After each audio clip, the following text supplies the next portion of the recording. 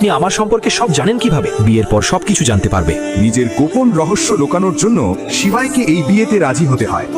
মুকেশ বাজাজ যখন নন্দিনীর মা রেখাকে এই বিয়ের কথা জানান, তখন বাজাজ ম্যানশনে তোলপাড় শুরু হয়ে যায়। আমরা কোটি কোটি টাকার মালিক, আর আপনি আপনার নাতনির বিয়ে ঠিক করেছেন এক জুতো পালিশওয়ালার সঙ্গে। আমি যা করছি ভেবে চিন্তেই করছি।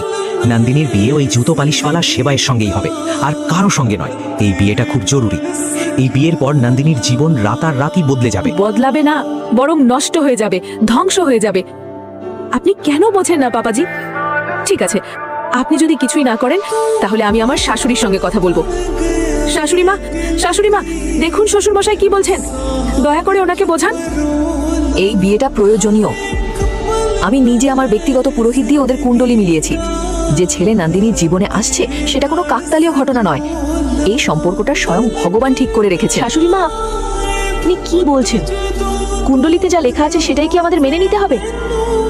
ঠিক আছে, আপনিও যদি আমাকে সমর্থন না করেন তাহলে ঠিক আছে, আমি একাই আমার মেয়েকে এই বিয়ে থেকে বাঁচাবো। যদি কেউ আমাকে ওই শিবাইকে বিয়ে করতে বলে আমি নিজের শিরা কেটে ফেলবো।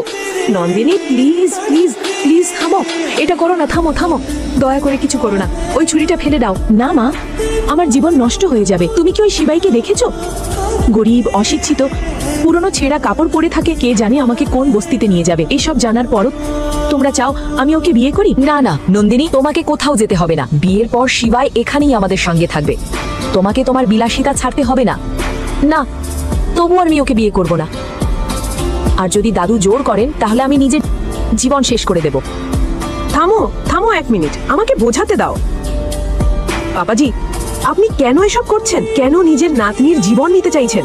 আজই এই মুহূর্তে যদি এই সম্পর্ক না ভাঙেন, আমি আপনার বিরুদ্ধে কেস করব।